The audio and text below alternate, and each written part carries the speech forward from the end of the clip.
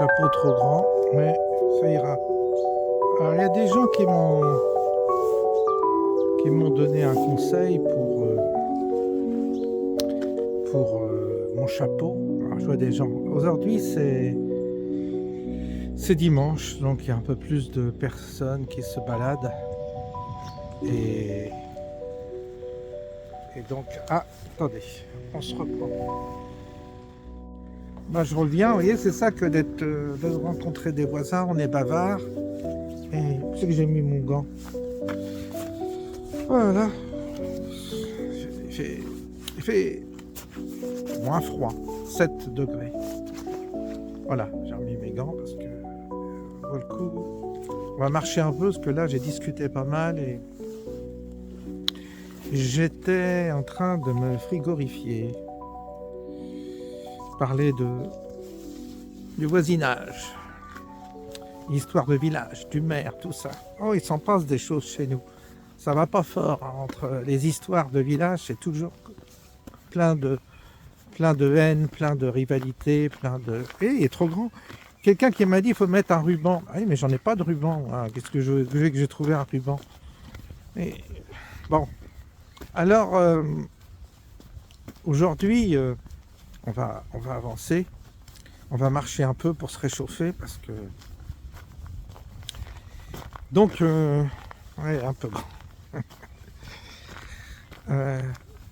En réalité, tant que cette chaîne est encore vivante, parce que j'ai toujours peur qu'elle soit supprimée, j'en avais déjà parlé, donc c'est pour ça que je me dis toujours, elle est là la chaîne, elle progresse, mais jusqu'à quand, je ne sais pas.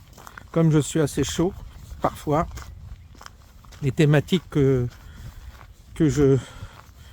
j'explore sont pas trop appréciées par YouTube.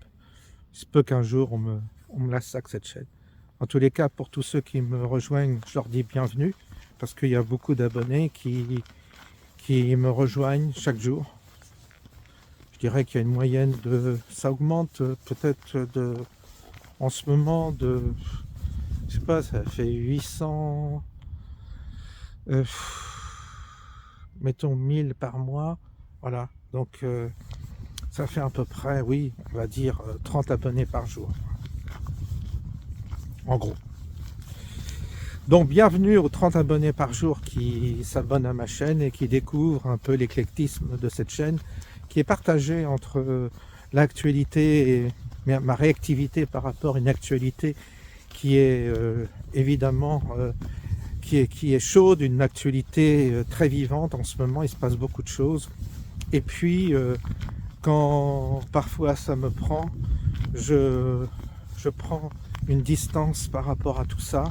Souvent quand justement j'exécute cette marche, quand je pars un peu sur mon chemin, et là vous en avez pour 40 minutes, donc ceux qui sont impatients, ils peuvent couper tout de suite, comme ça ils gagneront du temps. Pas la peine de rester en ma compagnie, parce que c'est vrai que des fois quand je marche avec vous comme ça, j'en ai pour une quarantaine de minutes. Le but n'est pas de faire des petites vidéos rapides et pour faire de la vue, mais c'est juste pour prolonger une réflexion que je reprends et je reprends et je reprends sous l'angle de ce qu'on pourrait appeler la question spirituelle, quoi. Et aujourd'hui, j'aimerais vous parler de l'église intérieure. Pourquoi je vous parle de l'église intérieure? Parce que ça, c'est ça qui a changé chez nous tous. Il n'y a plus de paroisse. Alors, je parle pour les chrétiens, je parle pour les catholiques, et il n'y a plus de lieu de culte vivant. Il n'y a plus de lieu de culte. Il y en a quelques-uns, mais très très peu, qui sont encore vivants, où il y a une vie, il y a un prêtre de qualité, il y a des offices de qualité, il y a quelque chose en tous les cas qui réunit les gens. Il y a plus ça dans notre société. Ce qui veut dire que les gens qui sont sensibles, en tous les cas qui sont qui ont besoin de se ressourcer, de communier, d'être en contact avec le monde invisible, être en contact avec la question spirituelle, n'ont plus de nourriture, je dirais, physique. Il n'y a plus de culte. Et puis, on est obligé de négliger tous les lieux de culte qui sont passés par Vatican II, parce que, évidemment, c'est plus du tout intéressant, c'est devenu glauque. Les nouvelles liturgies sont glauques, ennuyeuses, enfin. Et les nouveaux curés sont également ennuyeux et presque bêtes, même, je dirais. Non plus l'intelligence de la réflexion, je dirais, intérieure. Donc, en réalité, qu'est-ce qui se produit? Eh bien, notre Église, elle devient intérieure. C'est-à-dire, on est obligé d'intérioriser ce qu'on ne peut plus extérioriser. Alors, évidemment, moi, je suis pas contre une forme d'assemblée collective.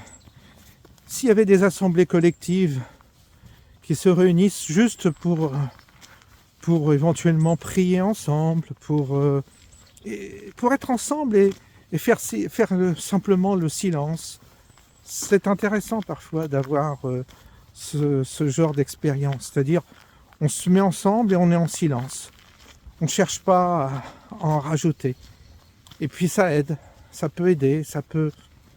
Ou alors, comme une forme de rituel simplifié où les gens sont ensemble avec peut-être quelques éléments musicaux qui seraient vraiment de qualité pour aider à la méditation collective.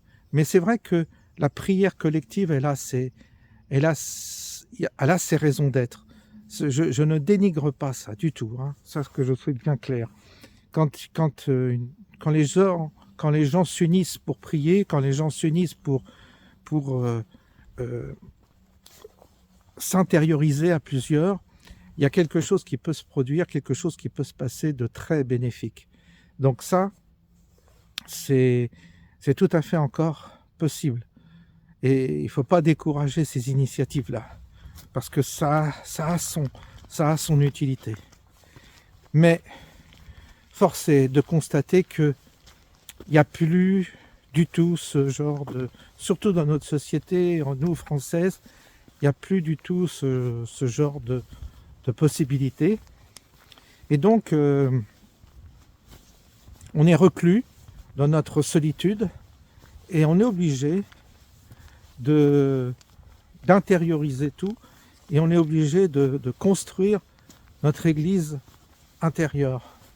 En fait, on est obligé d'intérioriser la pratique spirituelle, si on peut l'appeler comme ça, et on est obligé de l'intérioriser et on est obligé de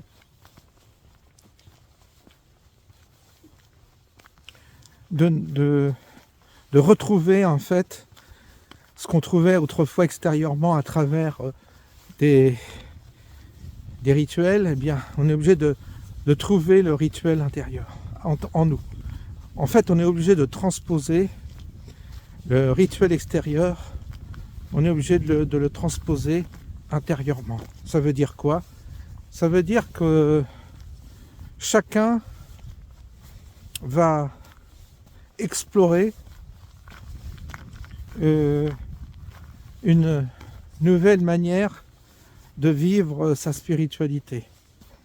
Et la manière de la vivre, ça va être de trouver soi-même un espace en nous, dans notre vie, consacré justement à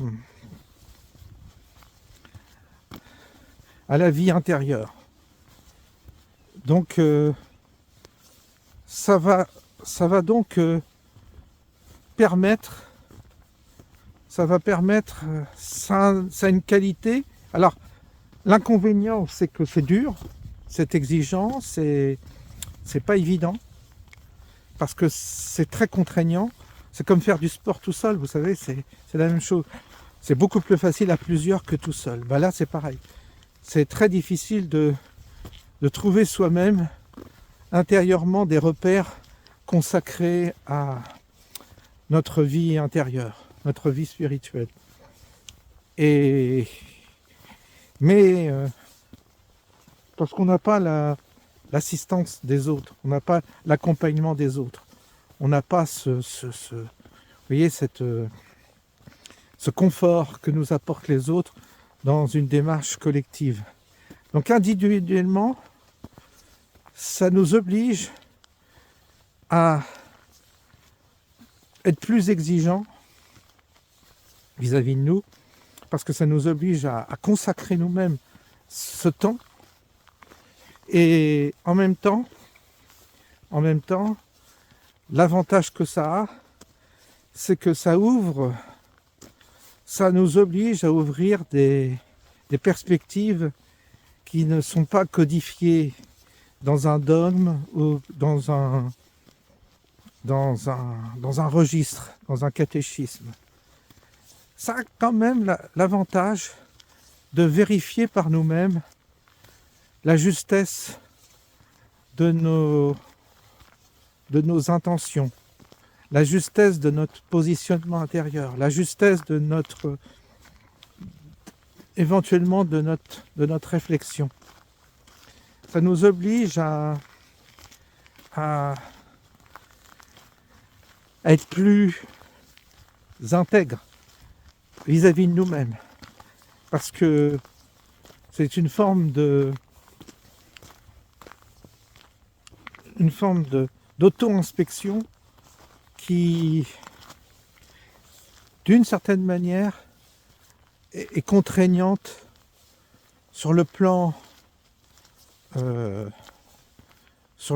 intellectuel aussi, sur le plan mental, parce que ça nous oblige à observer, à nous observer et à nous dire vraiment où nous en sommes, à vérifier aussi, vérifier nos progrès, vérifier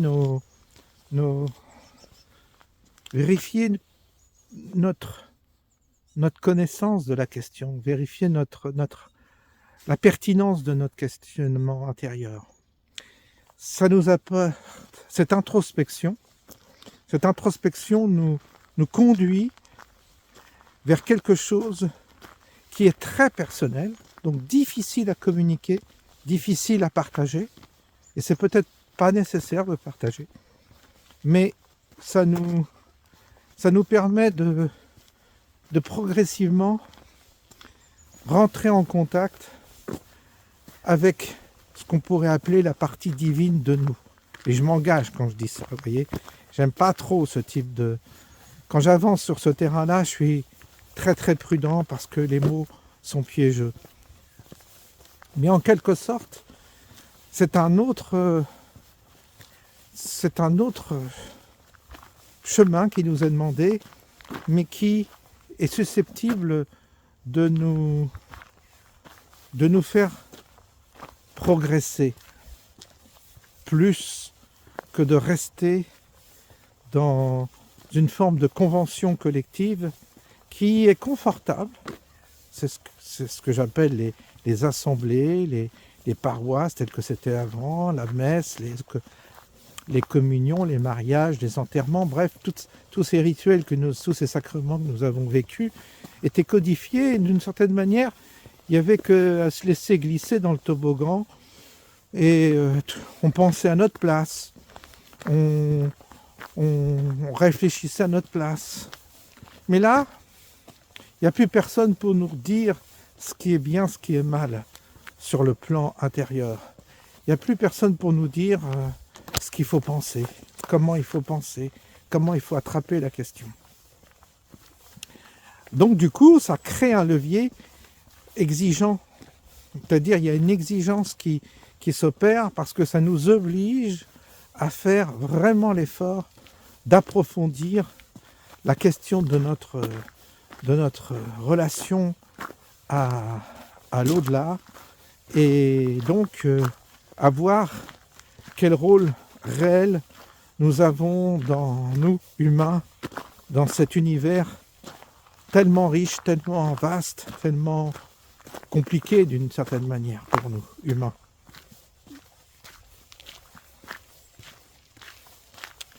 Alors ce travail personnel, ce travail intérieur ne dispense pas de se retrouver, ne dispense pas de s'apprécier, ne dispense pas même d'organiser parfois des séances collectives où on pourrait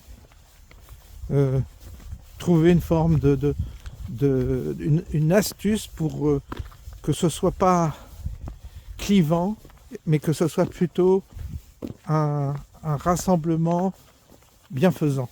C'est pas exclu, ça pourrait se faire, mais on n'en est pas là. Mais ce qui veut dire que, d'une certaine manière, je pense qu'aujourd'hui on peut dire que c'est le glas des églises.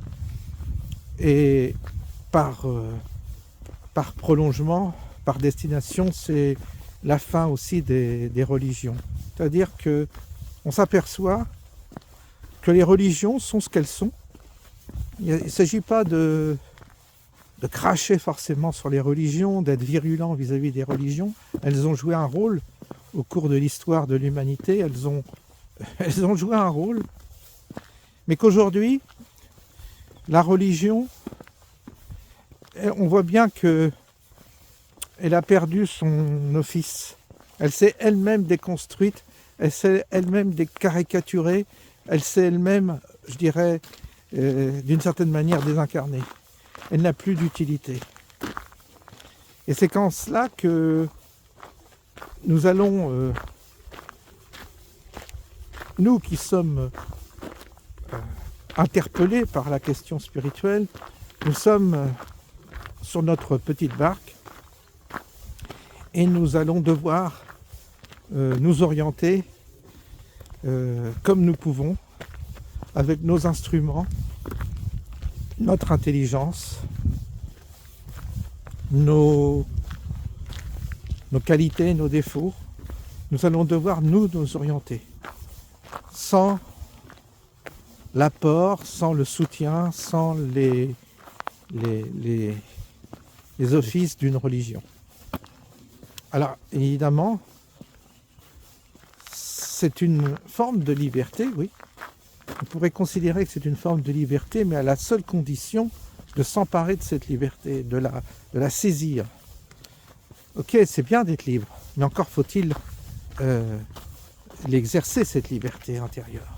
C'est-à-dire la saisir et voir ce qu'on en fait. Donc c'est pas forcément une facilité, mais ça peut nous faire, cette nouvelle situation peut nous faire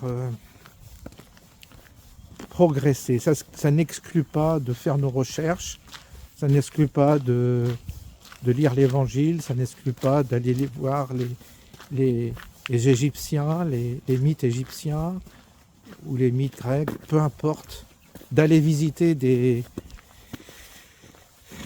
sagesses anciennes et d'essayer de voir en quoi ça nous parle ou pas. Et puis, on verra, vous verrez, et c'est comme tout, on verra que il y a des catégories dans lesquelles on est plus à l'aise, des catégories dans lesquelles on est en résonance. C'est-à-dire qu'on va, notre âme va finir par se manifester à nous, et on va découvrir que cette âme, elle a sa propre personnalité, elle a ses goûts, je dirais presque, elle a ses attirances et ses rejets. C'est comme un être vivant, l'âme, c'est comme si nous étions porteurs d'une âme, comme la mère qui porte son enfant.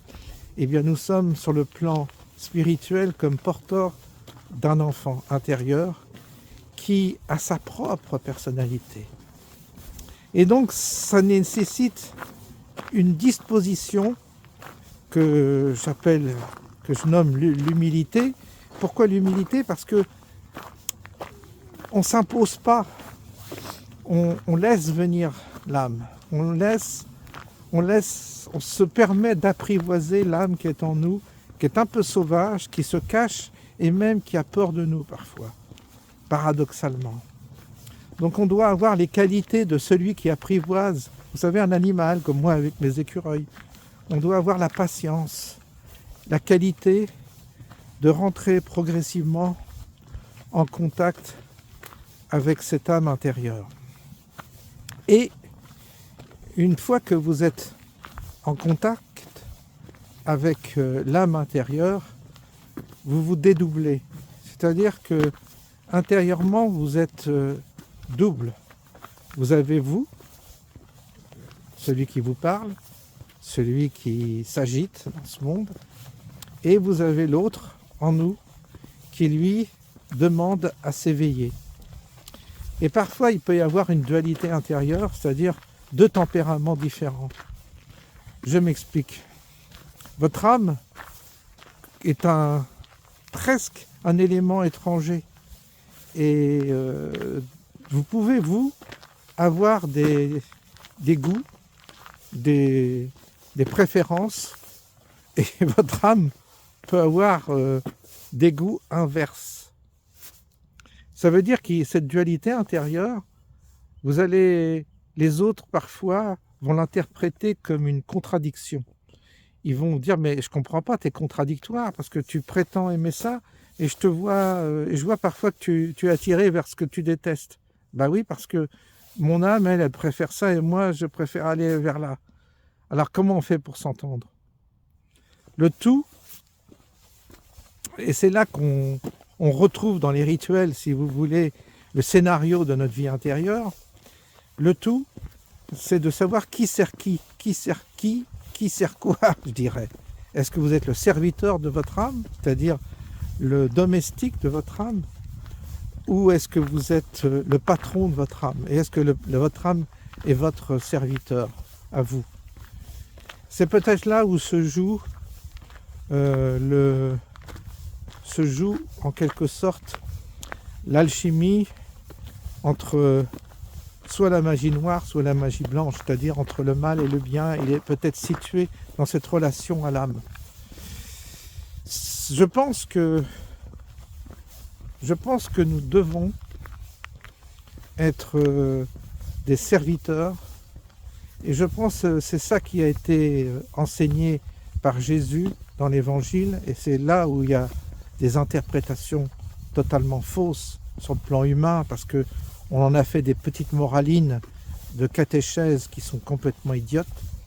Mais en gros, le message de Christ, c'est de vous dire que vous devez servir votre âme. Quand il lave les pieds à ses disciples, évidemment, il ne s'agit pas de reproduire ça dans la vie. C'est une image, c'est une parabole qui simplement est là pour signifier sur le plan intérieur ce que nous devons faire vis-à-vis de notre âme. Il n'y a pas de morale là-dedans, aucune. Il n'y a rien de morale. Mais ça veut dire que nous devons peut-être être au service de notre âme.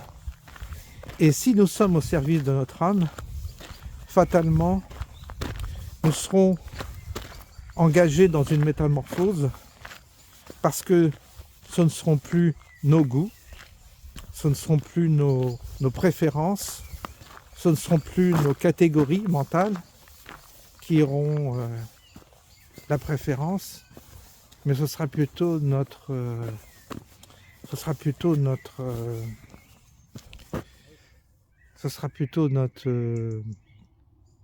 comment dire, il y a quelqu'un qui vient là, ce sera plutôt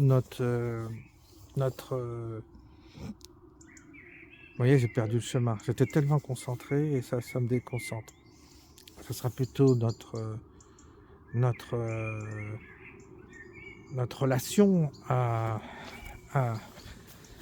ce sera plutôt notre relation à notre âme. Bonsoir. Bonsoir. Ne vous inquiétez pas, il n'est pas méchant. Non, c'est pas grave. Allez-y, je vous en prie. Il n'est pas méchant, en fait, il est curieux, lui. Bonne soirée. Bonne soirée, merci. En gros, il y a un peu plus de monde le dimanche, ça c'est vrai. En gros, l'âme nous conduira à nous métamorphoser, ça y est, je reprends le sujet. La métamorphose va s'opérer, c'est-à-dire qu'au fur et à mesure que vous allez être en contact avec votre âme, au fur et à mesure que vous allez rentrer en contact avec votre âme, vous allez progressivement soit rentrer en sympathie avec elle et vous allez la servir en considérant qu'en réalité vous êtes son serviteur sur terre et que ce service que vous allez